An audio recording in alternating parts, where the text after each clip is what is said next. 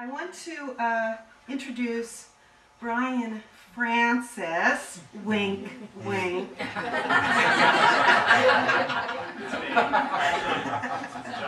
Because no one in this room knows his true identity. Before, years ago, I knew that Brian was smart and funny and irreverent, but I didn't know until I read The Trail that he also had a working knowledge of decapitation, disembowelment, child rape.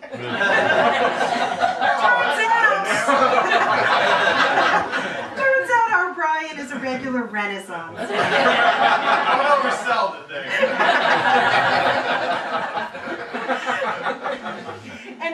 And if you're intrigued, you perhaps you'll be happy to know that Brian will be signing and selling The Trail this evening after he reads from The Trail. We're going to have a short break. Door prizes will be given. You'll get a chance to get a drink.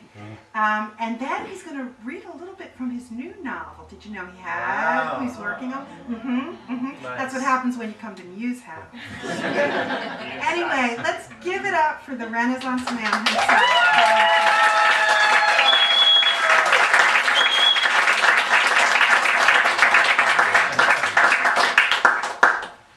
Renaissance man. I like that. All right. Well, I guess I'm looking out here and thinking, well, probably a lot of people are thinking, what a poor turnout tonight. You could have done better than this. I'm seeing an open space right there and over there. Where's the love? No, this is awesome. Thanks for coming out. Can everyone hear me all right? Yes. All right. Thanks for coming out. Well, let me reciprocate the praise to Kathy and say, oh, this place is great, isn't it? Muse House. Look at this. Look at this. Always wanted a Muse House. And here it is. Kathy used to tell me about the Muse House when we worked together, when it was just a twinkle in her eye, and she would say things like, I want to have a Muse House, and this Muse House. Basically, I had no idea what the hell she was talking about. What is a Muse House? Now I see it. She knew what she was talking about, and that's the most important thing. So, the dream is here. This is the second time Kathy has invited me to read here, so if nothing else, she's a very good judge of literary talent. This is the shtick portion. This book is dark, so these are the only laughs. So, thank you, Kathy. We're glad your dream came true and continues to come true. And tip your bartenders, remember your waitresses, and tip your Muse House too. There is a bowl over there. I think we're taking donations tonight, so please help support Muse House during the break. Who else? I got to thank my wife Megan. Without her, this book would not have been possible.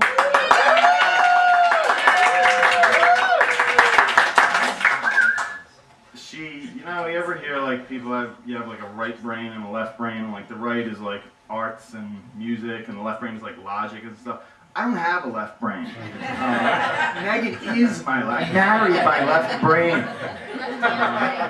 So she did all the things like design the website, looked over the contract, and all that like hard stuff while I wrote the book. So it couldn't have happened without your help, and she gave me some time to write too, which is a little tough when you have two kids running around, but thanks for being a great mom and a great wife, and love you. She's also a great editor too. She looked at the Trail before it even came out, when it was just Microsoft Word, a document, and she's a great editor, and she edits my work, edits me at the bar sometimes when I say things. So again, thank you, and I love you. Who else is here tonight? So Megan's mom, my mother-in-law, and her crew showed up tonight. I'm so happy they're here, and for their great support. And if the wine runs out tonight, you can blame that crew right there. And I wrote, all right, couple more people, and then we will get on with the program. I don't want to miss anyone. Megan's former co-workers are here, and that is awesome. Thank you for coming by. I say Megan's friends, but now they're my friends as well, so that's great that you guys came. And my neighborhood friends, and they really don't like follow the literary scene, I would say, neighborhood buddies. The only reason they're here is because I told them that the Muse House was a sports bar. They are like so confused and pissed off at me right now. Waiting for the Flyers game somewhere. Thanks for coming. No, they were not duped. They truly came of their own free will, so I appreciate that.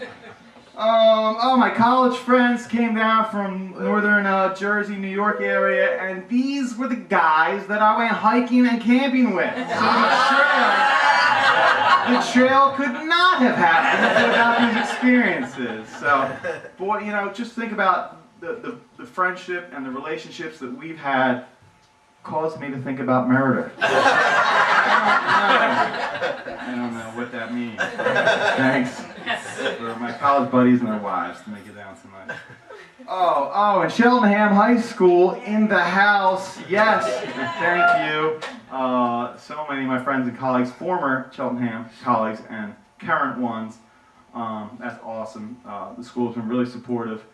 And I can almost quote verbatim what so many of you have said to me in the hallways when you talk to me about my book. You say, Brian, you want to write a horror book, you should come see my 7th period class. Literally, word for word. Everyone's like, what is going on with 7th period? And what else? I've been to a number of these readings, and sometimes, like halfway through them, a couple drunks will stumble in because there's free booze in here. So I want to thank them for supporting my book as well. Preemptive thanks. And anyone else I forgot, thank you. Alright, Kathy said there are decapitations. And the last thing I'll say before I get started, some people after they read it, I mean, I've had a lot of positive feedback where some people say, Brian, are you okay? And I always feel like the need to explain myself for having written a horror novel as opposed to some other kind of novel. That I have written like humor pieces in newspapers and like humor blogs, and I actually wrote like a comedy piece that was rejected. Another novel. So I think like publishers kind of found me more disturbing than funny. But I do like comedy. And people say, are you like messed up or something? And I'm always like, no, I'm not messed up. But now when people say, are you like messed up? I just say, maybe. Yeah. All right. So I'm gonna start reading. Feel free to get up while I'm reading, get more drinks, do whatever you need to do. And all right. So I'll read something from the beginning, something from a couple pages in, and then something from the middle to give you a taste of the book. I'll read for about 20 minutes. Like I said, feel free to get up when you need to. So, all right, we'll start on page 1. And this is a section right before the first chapter. It's just a section called Blood Trail, which opens the story. Right here. All right. Blood Trail. She had passed the man in the red shirt about a mile back, near a small creek. He gave a sort of crooked grin and continued down the trail in the opposite direction. Dan, her boyfriend, muttered "crazy hick" when the man was out of earshot, and they both giggled. Now the man was back, and she was scared. He followed about 100 yards behind them. He stopped when they stopped. He walked when they walked. What is he doing, she wondered. What the fuck does he want? With each step, panic swelled inside of her until she felt like her heart was about to explode. She stopped walking and grabbed Dan's arm. Tell him to go away. I can't tell him to leave, Amy. He's allowed to hike too. He's not hiking, Dan. He's following us. Dan turned and stared down the trail. The man in the red shirt stood motionless, peering back. Dan raised both arms in a way that signaled confusion, distress. The man copied the gesture exactly. Dan shrugged his orange trail bag off his shoulders and rummaged through its contents. After a few moments of zipping and unzipping, he brought out a pair of binoculars. He lifted the field glasses to his eyes and adjusted the focus. "Let's go," he said flatly, and let the binoculars drop to his side. "What? What did you see?" "Let's go." She ignored him. She grabbed the binoculars and pointed them down the trail. The man's features filled the scopes. Scruffy black hair, black beard, dirty face with streaks of cinder on his cheeks and forehead, green eyes, empty and dead. His neck was thick and scorched with sunburn. His forearms twitched with sinewy muscle. Then she saw the knife. The man clutched a large hunting blade with a dull green handle in his right hand. It was so large that she thought it looked fake, like a child's oversized Halloween prop. "Is that a real knife?" Dan didn't reply. She looked again and saw the metal glinting in the sunlight, and something else. The man was slowly working the tip of the weapon into his own thigh. His tan cargo pants were crusted with blood. Fresh fluid soaked the fabric as the man in the red shirt probed the blade deeper and deeper into his flesh. "Oh my God," she whispered. She moved the binoculars to the man's face. He was smiling. And then the man in the red shirt started to run toward them. Abandoning the bag, they scrambled up the trail, Dan taking the lead. Small branches snapped back into her face. She could not feel a thing. She ran blindly, chaotically. The trail narrowed. Rocky sheets of granite punctuated the path, jutting out sharply in odd directions. She glanced back and saw the man crashing through the underbrush and over the rocks with animal rage. She screamed, high and crazed, and couldn't stop. This is real. A man was actually chasing them through the woods with a knife. The sting of vomit rose in her throat. Suddenly, Dan stopped. "What are you doing?" she shrieked at him. "We have to fight, find a weapon, fight back, defend ourselves." The noise behind them ceased. They looked down the trail. The man in the red shirt had stopped too. They could see his body rocking slightly as he breathed in the pine-scented air. He was only 50 yards away now. He had gained considerable ground. Dan found a branch on the side of the trail, solid and heavy, about the size of a metal fence post. "What do you want?" he yelled down the trail, and his voice quivered and cracked. His fear made her even more scared. Dan had always told her not to worry about bears in the woods, or snakes, or murderers, and so far, he'd been right. Every hike they'd ever done, from Virginia state parks to coastal North Carolina bluffs, had been pleasant and uneventful. Picnics, holding hands, kissing, sometimes more.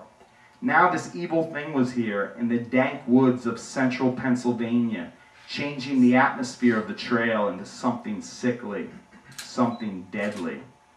The man in the red shirt started running toward them again. Dan stood still, adjusting his grip on the branch as the man came closer, closer, closer. Dan swung and missed.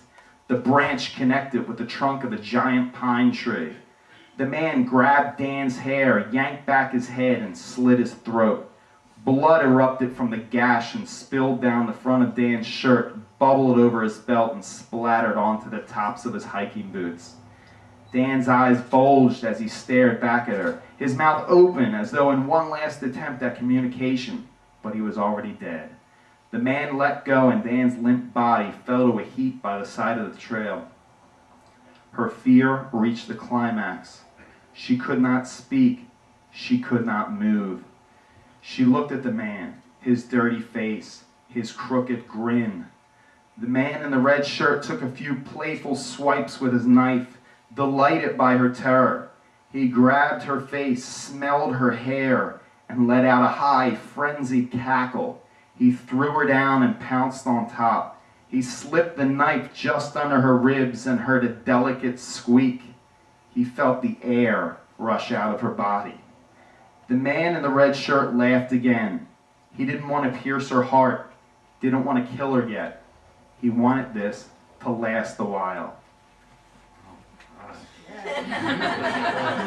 What's wrong with you? Are you okay?